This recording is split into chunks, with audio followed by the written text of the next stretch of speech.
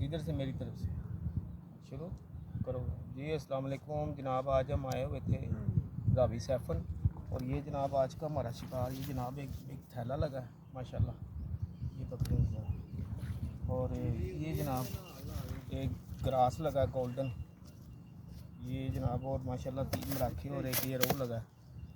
ये जनाब आज दिन है बुध का, तारीख़ है 19 और ये कितना महीना है, ये 5वां महीना जनाब। ये आज का हमारा शिकार, ये शिकार हम रावी फिशिंग ग्रुप को डेडिकेट करते जनाब। अल्लाह हाफिज़, शुक्रिया यार। मेरा नंबर लिख लो भाई।